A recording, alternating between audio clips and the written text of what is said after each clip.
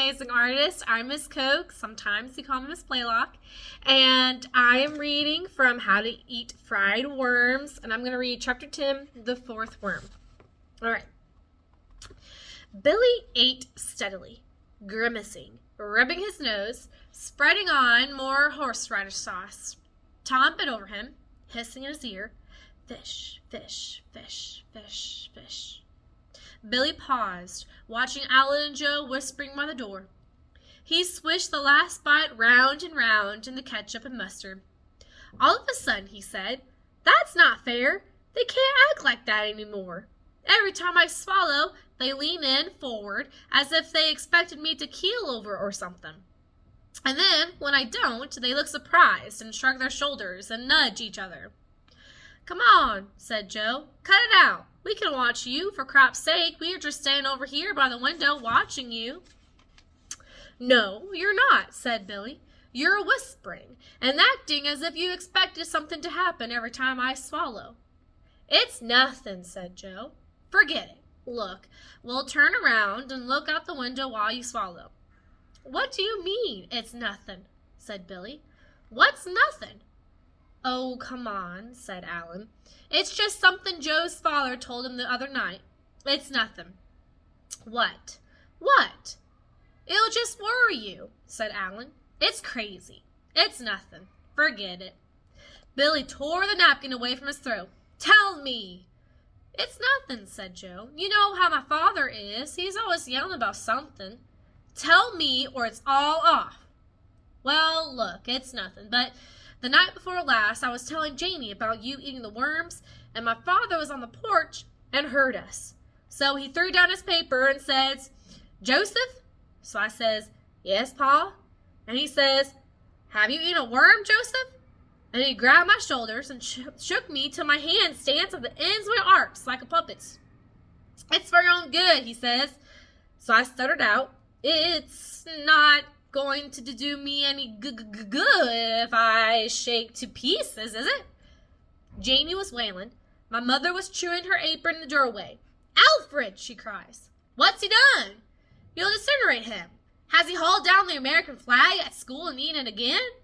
'Has he? So what's the point?' said Billy. 'Get to the point. What's it all have to do with me?' 'I'm coming to it,' said Joe, wiping his nose. 'But I wanted to show you how important it was, my father nearly killing me and all.'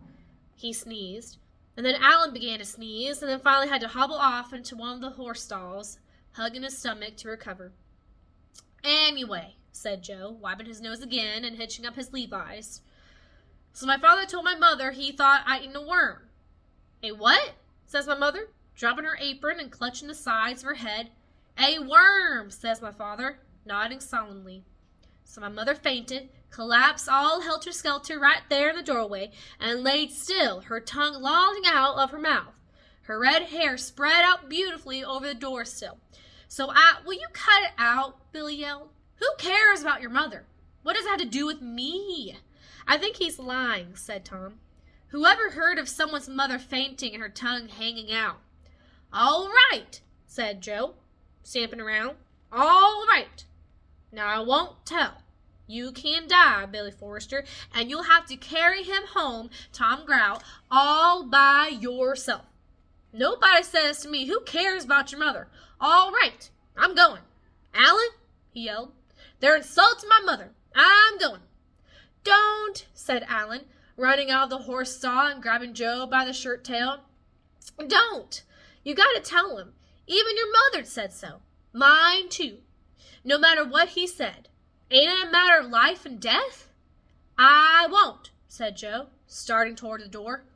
Alan pulled him back. 'You got to. How long have we known poor Bill? 6, 7 years?'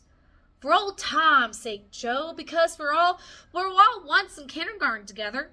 Think of the agony he'll face, Joe, the pain and the blood and the gore.'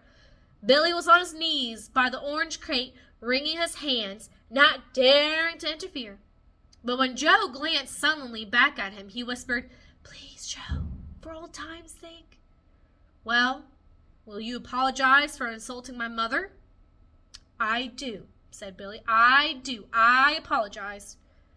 So Alan and Joe began to sneeze again, and this time had to bend over and put their heads between their legs to recover. Tom, who had been watching them suspiciously, trying to make out what was going on, started to say something. "Shut up!" hissed Billy fiercely, turning on him. "You keep out of it."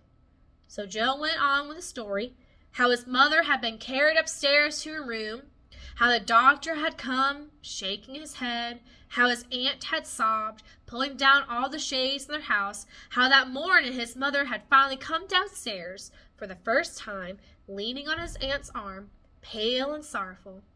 "How? Yeah," said Tom. "Sure. So why? Why does eating worms do to you?" "Nobody tell me," said Joe, opening his eyes wide. "It's been 3 days now, and nobody'll say. It's just like the time my older cousin Lucy got caught in the backseat of her father's Chevrolet with an encyclopedia salesman. Nobody'll tell them why there's such an uproar." He wiped his mouth. "But one thing's sure, it's worse than poison. Probably crap," said Tom. "Oh, yeah?" said Joe. But then he and Alan had another sneezing fit, sprawling helplessly against each other. "Look at them," said Tom to Billy. "They're not sneezing. They're laughing. Come on, eat the last piece and let's get out of here." "You really think so?" said Billy doubtfully. "The sneezing did look an awful like giggling." "Sure. Look at them." Tom gave Alan and Joe a shove. They collapsed in a heap, sneezing uncontrollably. Billy watched them. Yeah, sure, they weren't sneezing. They were laughing. Weren't they? "Hay fever," gasped Alan. "Hay fever." You've never had hay fever before," said Tom. "How about yesterday or the day before? Come on, Billy, open up." So Billy, half believing Tom and half not, glancing doubtfully at Alan and Joe, allowed Tom to poke the last bite of worm into his mouth and lead him out of the barn. Alan and Joe sat up. "It didn't work," said Alan. Joe began to brush the chaff off his hair.